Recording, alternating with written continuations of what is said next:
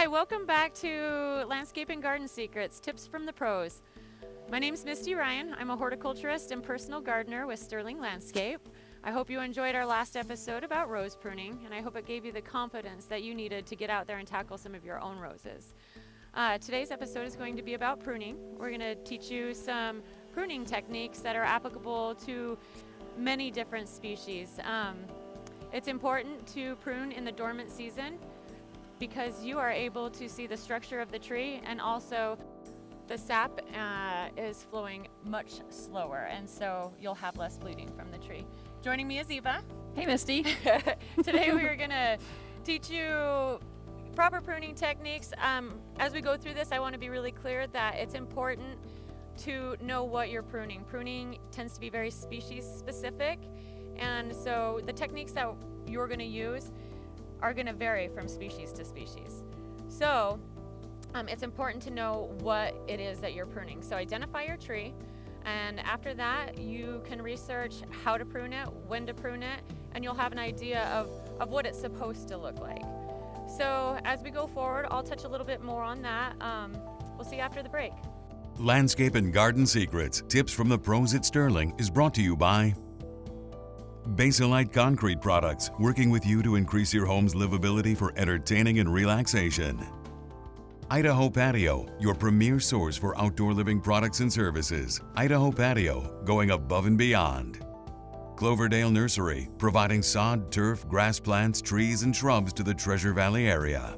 International Stone, the premier provider of natural stone from all 50 states and the world.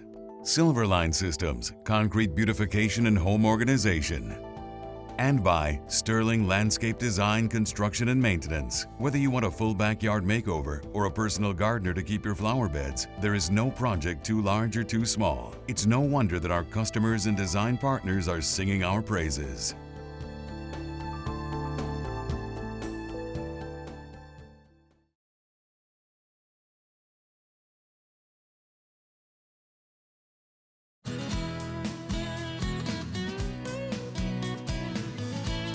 Hi, welcome back. We're gonna get started right here on these Ivory Halo dogwoods. As you can see, these ones on this side are a little bit smaller than the ones in the back, so we're gonna try and even them out. These ones had a tree that was growing behind them, so that's why they're not quite as big. So now we're gonna try and make them look all symmetrical, but natural. And we're gonna start by using the shears. We're gonna take the gas shears and just cut them down to size. And then we're going to go in after that and do some hand pruning so that they have a more natural appearance. This homeowner likes to have a pretty natural look. We'll probably come in and prune these a little bit off the spirea, but just to give you, well, why don't we just do that now?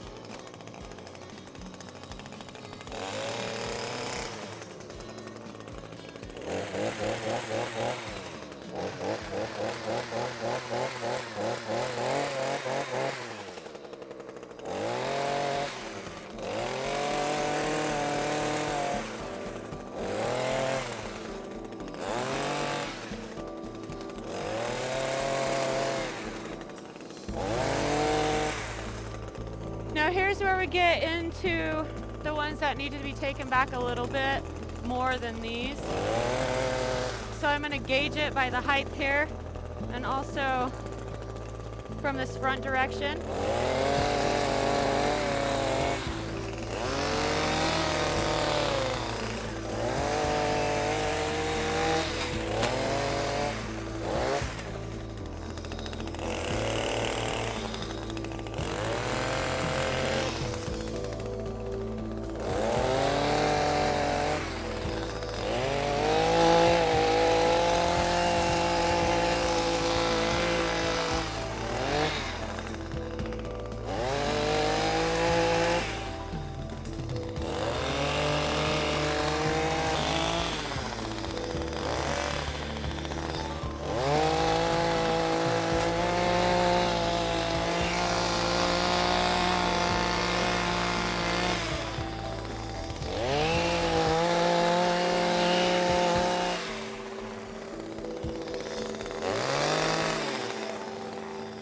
It's always important to take a minute, step back, and make sure you're on the right track. Okay, so I took a step back, took a look at what I was doing. I know it looks a little bit rough right now, but that's why we're gonna come in and hand prune it. We're gonna shape it up, apply the proper pruning techniques, which I will show you in a minute. But as I was observing my own work, anybody notice anything here? So I'm gonna continue on. I'm gonna shape this up a little bit. I'm gonna grab some of the height off the back, and then we'll start getting in here with some hand pruning.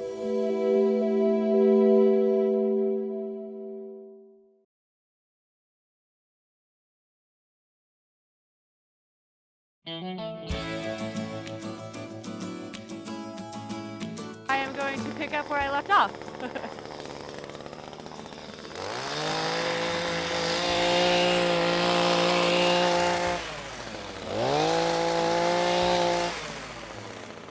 I mentioned earlier that this customer likes more of a natural look. And so when I'm using my shears, I'm going to maintain the integrity of each individual bush. This is not a hedging situation.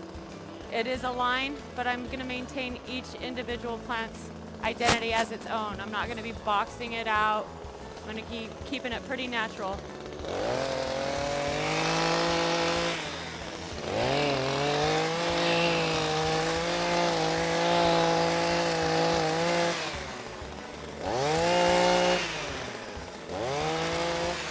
I think fall cleanup is going to be a breeze through here now.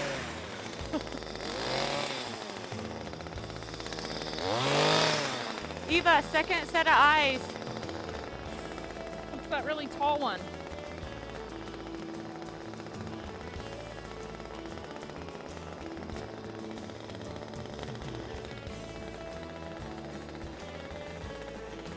Yeah, that's all I can see that we need to trim off this right here.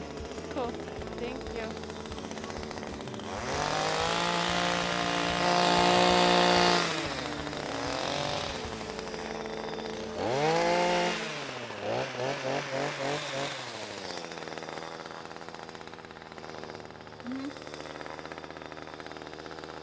Hand prune? Okay. While I'm in here, I am going to clean up this back area too, because we have butterfly bushes back here. Cleaning up this will give them a little bit more space.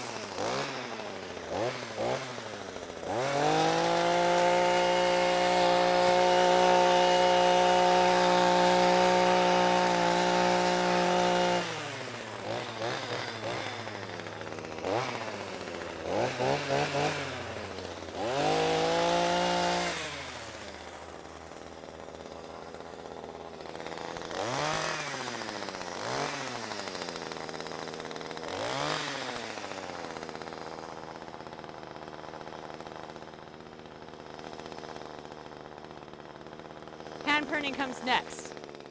So we have cleaned up our areas to keep us a little bit safe. It's not perfect. It's not going to be until we're all done with this. Now we're going to go in and clean up our cuts. The shears can leave some pretty jagged edges on here. We also want to make sure that we're pruning back to the next set of leaves or buds or nodes. So I'm going to come in here. Right here is going to be the new source of growth. So I am going to prune about 1/4 inch above that. Cut off some of these jagged edges. We don't have any disease with these dogwoods in particular. They're extremely healthy. So you're not going to see me sanitizing unless I notice that there is some disease happening. So what we're doing is just going through, cleaning up these ends. We're going to stagger them a little bit so it's got a more natural feel to it, so it doesn't look like we've come through with the hedgers and gone. So here I'm just again cleaning up, pruning back to those buds so that we don't have a bunch of dead ends. Things like this are going to happen. Just check your work. Dogwoods too can become a tangled mess. And so if you have any disease dying wood, make sure that you do sanitize, get in there with your loppers and start thinning it out. Airflow in your plants is always going to help to prevent disease fungus issues, all that kind of stuff. So It's also helpful to cut out any branches that are growing back into the bush, and that'll help prevent a tangly mess. So that's the basics of dogwoods, ivory halos, midwinter fires. There's a lot of varieties of these red twig dogwoods. One important note that I'll leave you with is not to prune in the heat of summer. If it's 90, 95 and you've got these white and green leaves on the outside and you take your shears to them, you're gonna expose all of that soft growth in there and you're gonna burn all those leaves. So just wait till fall. Do it while the weather's cool. Dogwoods can take a pruning spring, fall, winter. Just don't prune them in the heat of the summer.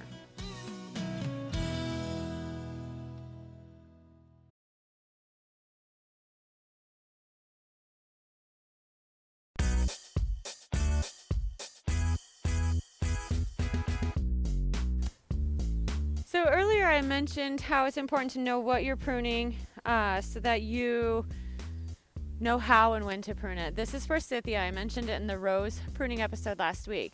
It's starting to bud up now, so it is definitely time to be pruning your roses. The Forsythia is a spring bloomer, so you do not want to prune it heavily in the spring. And the reason for that is because Forsythia, lilacs, and other spring bloomers, they set their buds for next spring throughout this season. So if you prune in the fall or you prune in the winter or in the summer, you're actually pruning off next year's flower buds. So if you want to just prune for structure, you can certainly prune in the springtime. You will lose some of your blooms. If that's not a concern to you, you can prune just to make the plant look a little bit better for next year. So that's a little bit about spring bloomers. Let's show you some more. Okay, now we're going to talk about pruning some trees. This is a very nice looking crabapple. There's not a lot to do on it. We've been taking care of it for quite a number of years. There are a few things that we're going to address, crossing branches and some suckers that we want to cut off. So I have a handsaw, some loppers, and again, the 99% isopropyl alcohol for sanitation. So let's get started. Awesome. Crab apples in particular tend to need a little bit of annual pruning. They shoot out what are called water sprouts, and those are the straight up and down branches that you'll see coming out through the canopy. Again, when you're pruning trees, annual pruning of trees is not always necessary. You're not going in to prune for pruning's sake. You're going in to help the structure of the tree, prevent damage from happening, removing diseased or dead branches, anything crossing, rubbing, adventitious, big word, growth, which is when you have those water sprouts sending themselves straight up through the tree. All right, so we are going to come in here. We've identified a couple problems. We have some of the smaller branches going inward. Basically, it's going to crowd the canopy of the tree. We have other issues like this guy, who's dead.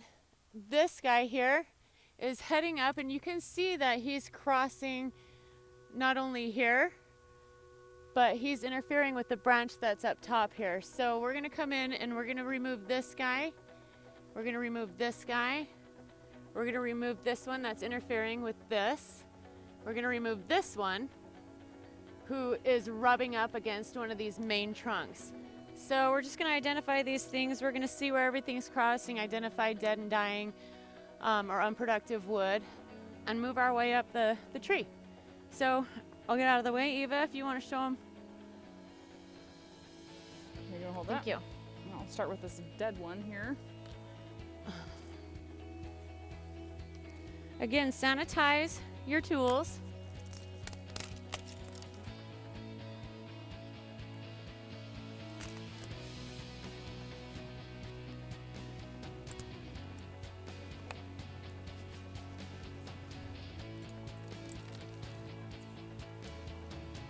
And the saw.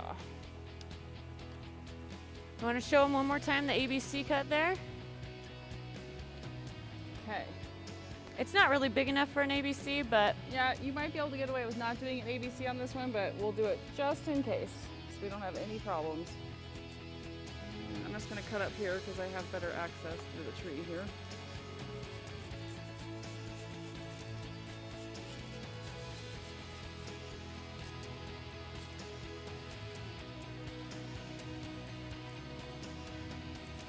And your C-cut.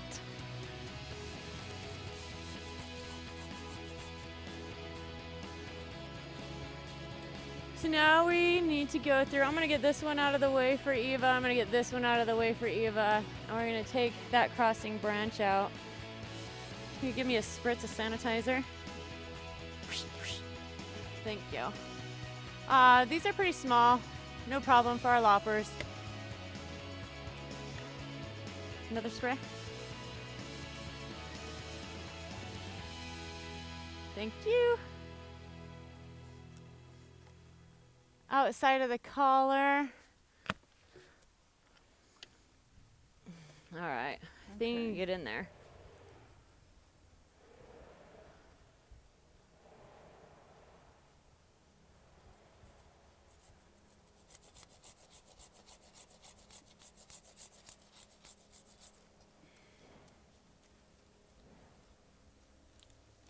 There you go.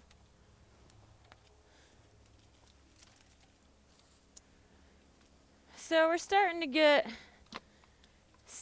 things pretty cleaned up. We're starting to see the main structure of the crabapple. Loppers. These guys are dead, and they pretty much easily pull out.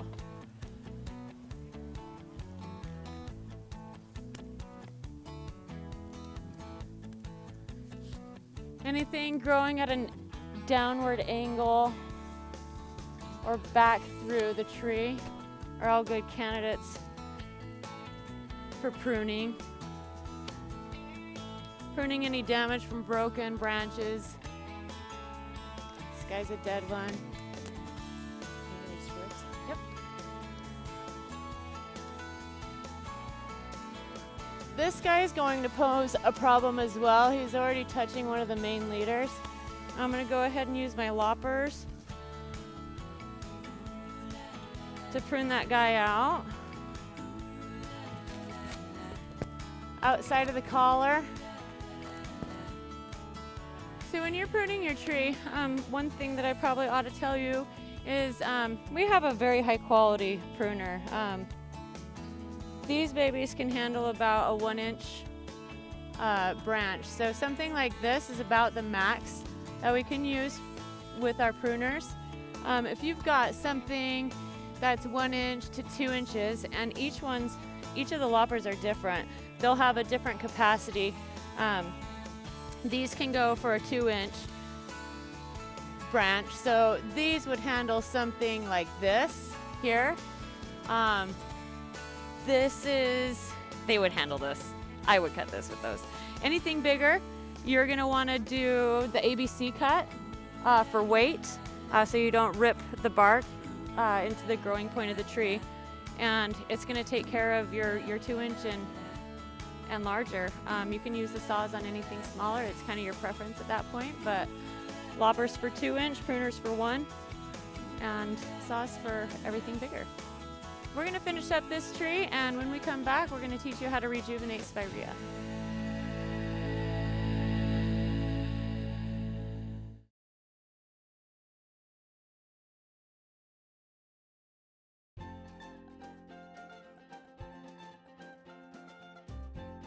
And now we're back with a question from Alice in Boise, and she wants to know, when is the best time to apply pre-emergence to your beds? Actually, it is time now to apply pre-emergence to your beds. Pre-emergence are a very good idea. It reduces your time out in your yard weeding significantly. If you put down a pre-emergent now, you're gonna inhibit all the weeds that grow from seed from even popping through the surface of the soil. We normally apply about a 6-month pre-emergent, and that's going to take you all the way through to September. So considerably less weeding that you'll have to do during the season. Very, very, very functional. One thing to keep in mind is if you do put a pre-emergent in your beds, if you plan on planting any flower seeds, you want to avoid that area because your flowers will not grow either. It inhibits the growth of all seeds. You'll also want to be careful not to apply it to any emerging tulips, any emerging perennials, because it will distort the leaves.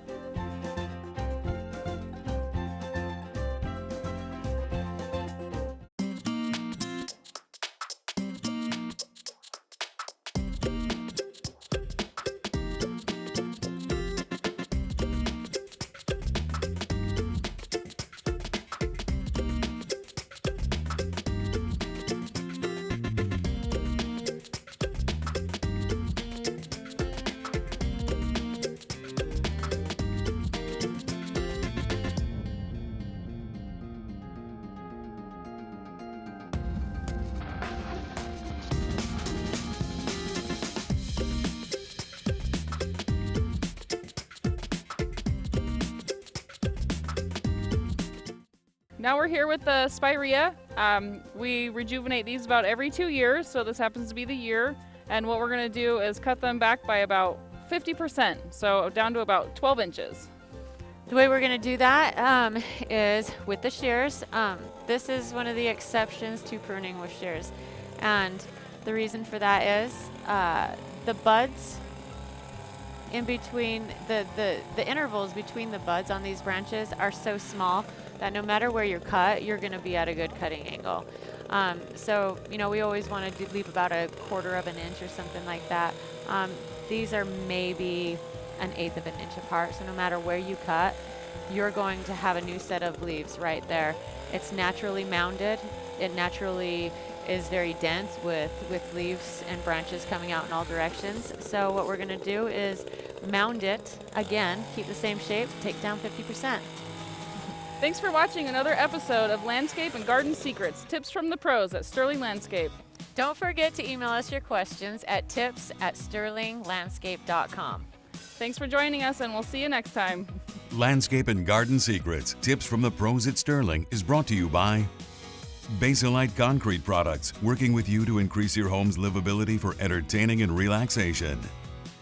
Idaho Patio, your premier source for outdoor living products and services. Idaho Patio, going above and beyond.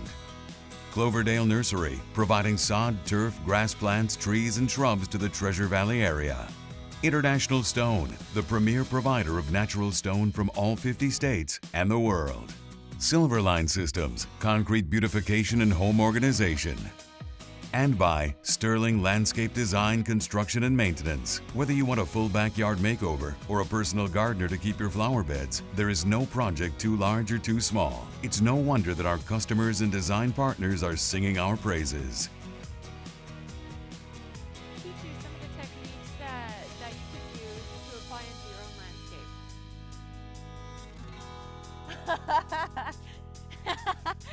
Nice work. So, we need to edit the fact that I said Fire paint, whatever. apply your pecan. Me? Do me again? Spray it. Okay, but tell them why first. Oh. I'll be back. Perfection. Perfection.